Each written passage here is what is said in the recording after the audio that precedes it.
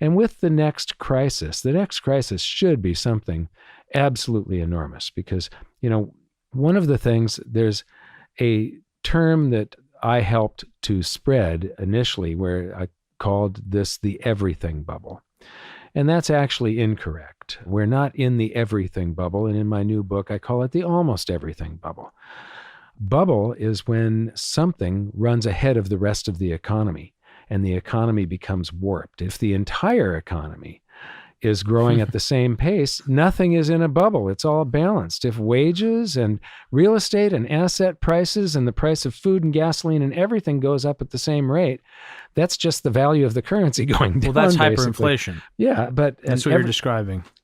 Well, no, not necessarily. Whenever an economy grows, things growing at the same rate. When it's growth that introduces instability, that's one sector growing faster than the others. It's warped. And that sector, the stock market or real estate, usually it's an asset where, if you lower interest rates real low, you push real estate into an asset because it's so real estate's interest rate sensitive. If you create a bunch of currency and give it to the big brokerage houses like Ben Bernanke did, you create a stock market bubble. When something grows a whole lot faster than the economy over a period of time, now you've got a warped economy where the market is always trying to set these things in balance. So sometime or another, some event will cause this thing to break. They say that it's a crisis, that the free market isn't working. No, the free market is working. It's overwhelming their manipulations. And the greatest manipulations in history took place with the crisis of 2008.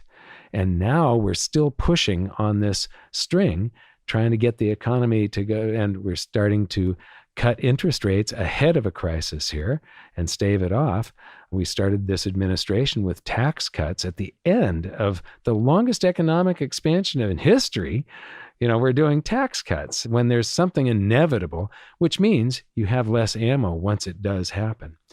So I think we're in for one huge crisis here. It's going to be bigger than 2008 because the greater the manipulation, the greater the release of energy when the crisis finally arrives. And so this isn't the everything bubble, it's the almost everything bubble because they have pushed stocks back into a huge bubble. They've pushed real estate into a bubble only in the areas that are affected by those stocks. When they raised the stock market and caused this wealth transfer to the FANG stocks, Seattle real estate, where Amazon is, and all of Silicon Valley, any area that is heavily affected by the stock market is where the real estate bubbles are.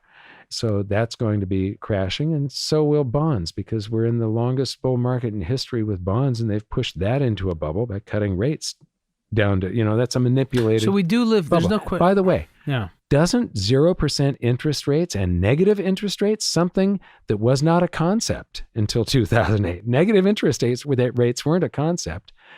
And we've had them now since 2008. Doesn't that say to you that the emergency never ended? You're saying we have them in the United States in real terms. In real terms, but in Europe, about a quarter of all the world's sovereign debt is negative right now. So doesn't that say that if any country anywhere on the planet is still issuing negative yielding bonds, doesn't that say to you that there's still an emergency? I think, first of all, I don't know what it says to me anymore. The real answer is I don't know anymore. I've lost my compass. I think all that's caused by the Keynesians, though. If the market was doing this, the market could never set a negative interest rate. It just won't happen. Right. You had a conversation with your parents. I don't know how that went. My father was actually quite supportive because he only made it to 6th grade. So you already... But he was a very successful businessman.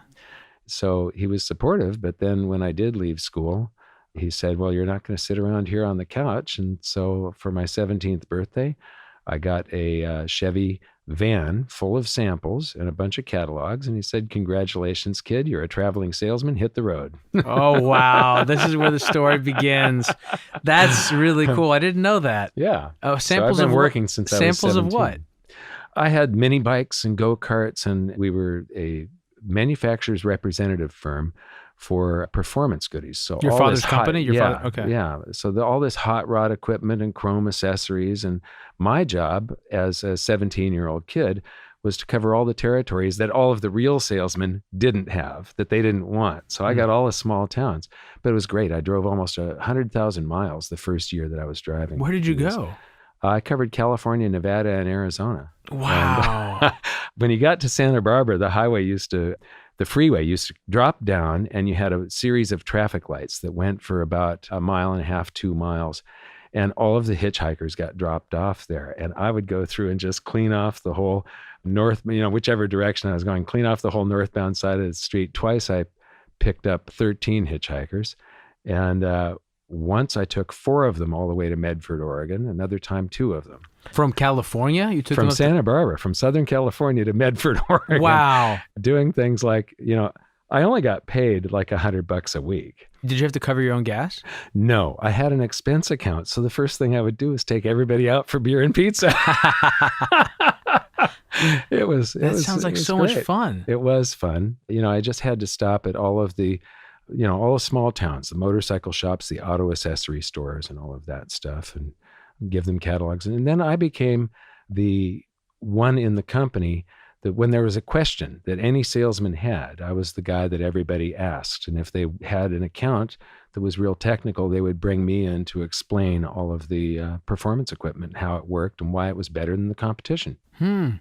So what do you think made you so successful? I mean, it's one thing to understand the equipment, to understand the technology, and it's another thing to be able to sell it, right? Because of the dyslexia. One of the things that dyslexia also did for me is I can look at charts and see things in them that everybody else misses. And I also know how it relates to another chart that I saw 3 years ago. But it gave me the ability to explain things to people that are complex subjects in a very simple manner. This training of trying to explain superchargers and limited slip differentials and things like, we represented Hurst shifters and Excel plug wires and General Electric silicon.